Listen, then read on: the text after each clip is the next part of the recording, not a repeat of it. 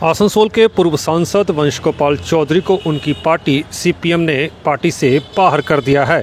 कारण बताया गया है कि उन्होंने पार्टी गाइडलाइन का उल्लंघन किया है और अनुशासन भंग किया है। कुछ समय पहले एक महिला कार्यकर्ता ने उन पर गंभीर आरोप लगाए थे, जिससे सोशल मीडिया पर उनकी चैटिंग भी वायरल हो गई थी। इसके बाद वंश गोपाल चौधरी ने प्रेस कॉन्फ्रेंस कर आरोपों को निराधार बताया है और कहा है कि पार्टी के भीतर कुछ लोग हैं जो षड्यंत्र रच रहे हैं। उन्होंने सवाल उठाया कि बाकी नेताओं के ऊपर कार्रवाई क्यों नहीं हो रही है। বহিষ্কারের তো নোটিশ পড়ে গেছে আর বলা হয়েছে নৈতিক কারণে। তো আমি তো বলেছি এটা যে কি কারণ সেটা তো 6 মাস থেকে ফেসবুকে ছড়ানো হয়েছে। 6 মাস আগেই যে মর্যাদা নষ্ট করার যারা পরিকল্পিতভাবে একটা অংশ এই জেলা থেকে চেষ্টা করেছে তারা সফল হয়েছে। এখন নিশ্চয়ই তারা খুব আনন্দিত হবে। আর আমার লড়াইটা আজকের নয়, কয়েক বছর ধরে আছে।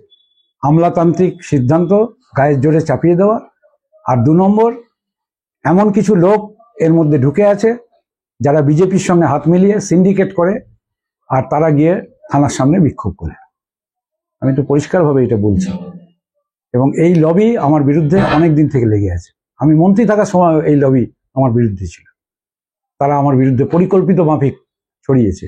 6 মাস ধরে ফেসবুকে চালিয়ে দেওয়ার পরে আজকে বললে হবে এই কথা?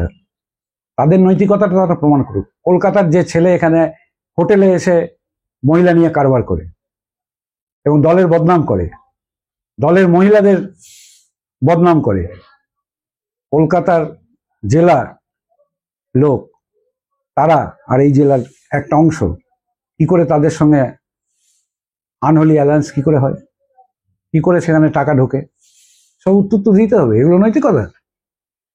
কাঁচের ঘরে বসে এই নৈতিকতা দেখানো যায়? কি কারণ দেখানো হয়েছে আপনাকে? বললাম তো, বলেছে নৈতিকভাবে।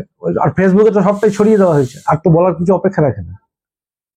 আগে পিছনে কি আছে বার করুক, পুলিশ কি বলছে সেটা বার করুক, ভিডিওতে কি আছে সেখানে বেরোক।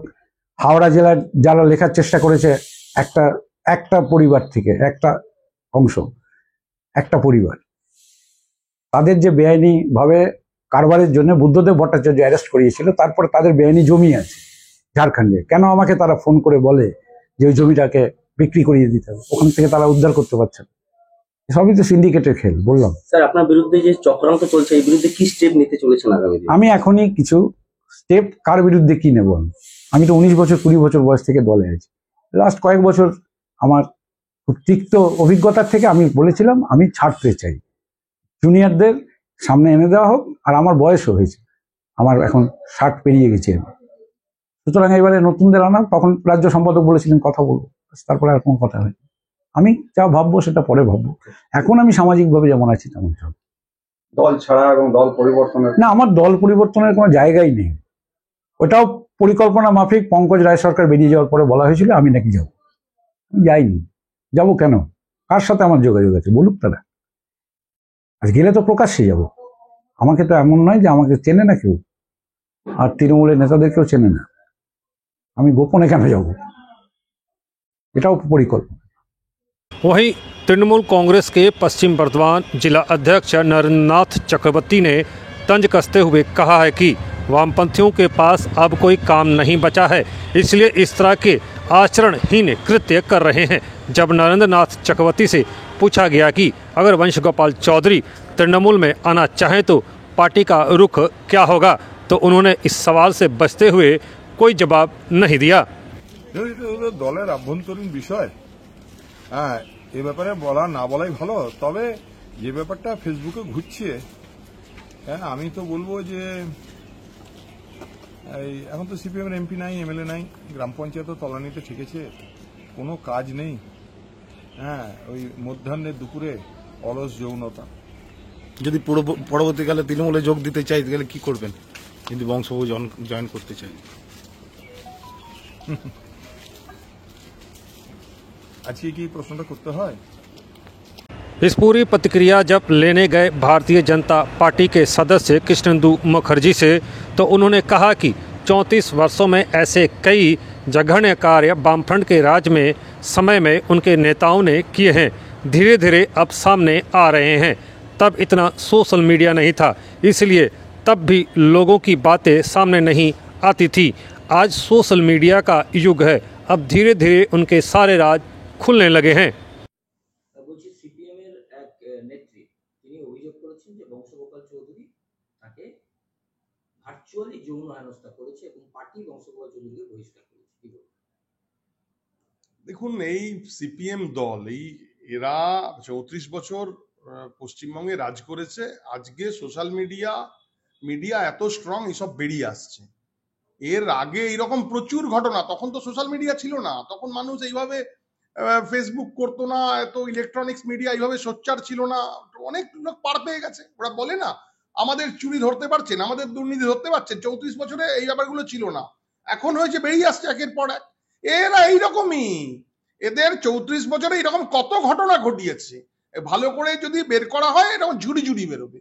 আর তাদের 34 বছরের বামফ্রন্টের রাজত্বের পরেই এই তো এই চোচ্চর শুরু হয়েছে, আমাদের 14 বছর যে আমরা ভোগ করছি। এইসব এদেরকে বহিষ্কার করেছে। দেখবেন আগামী দিন এইসব মাল গিয়ে ওই 14 তলার ওখানে হাজির হচ্ছে। আগামী দিন দেখবেন এরা কোথায় যাচ্ছে। যত চোর জোচ্চর চরিত্রহীন লম্পট লোকের ভিড় এক জায়গায়, এবং সময় প্রমাণ দেবে যে আমি কথাটা ঠিক বলছি।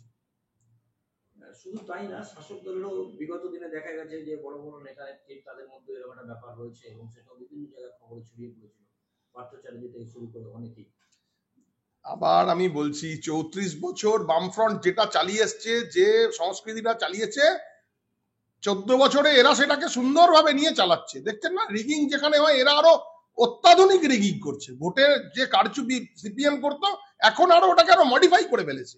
সেই রকম এদের প্রত্যেকটা, এরা তো কিছু বলার নেই। চাকরি চুরি থেকে শুরু করে চাল চুরি বা বাথরুম পায়খানা চুরি কিছু বাকি নেই। এদেরও প্রত্যেকের চরিত্র ডহ একদম ভালো করে স্কুটনি করলেই বেরোবে। প্রত্যেকের যেমন বেরোচ্ছে, এখনই বললেন পার্থ চ্যাটার্জি, আপনার ওই বালুবাবু, তারপর শুরু করে সমস্ত যারা যারা আছে, কারণ মানে মদন মিত্র একজন আছে, ওদের জলে ভেসে ভেসে ঘুরে বেড়ায়, বিরাট সুইমিং পুলে ঘুরে ঘুরে বেড়াচ্ছে, মানে লাজ লজ্জা নেই, বুড়ো হয়ে গেছে, বুড়ো লোক, বাচ্চা মেয়েদের সঙ্গে। আর আমার আর বেশি বলবার কিছু নেই, সারা মানুষ পশ্চিমবঙ্গের দেখছে কি হচ্ছে। বর্তমান বামফ্রন্ট যা চালিয়ে এসছে, এখন সেটাই একটু এক্সটেনশনে, ওই জিনিসটাই আরো মডিফাই হয়ে হচ্ছে। শিল্পাঞ্চলে কি আরো এরকম মানে সম্ভাবনা থাকতে পারে? বা শিল্পাঞ্চলে যে সম্ভাবনার কথা বলছে, এটা আর আমি শিল্পাঞ্চলে আর মুখ খুলে আর বলতে চাইছি না। একটু কান পাতলেই জানা যাবে কে রাতের বেলা কে কার ফ্ল্যাটে যাচ্ছে, কে কার ঘরে যাচ্ছে। এটা আর আমার মুখ দিয়ে নাই বলালেন।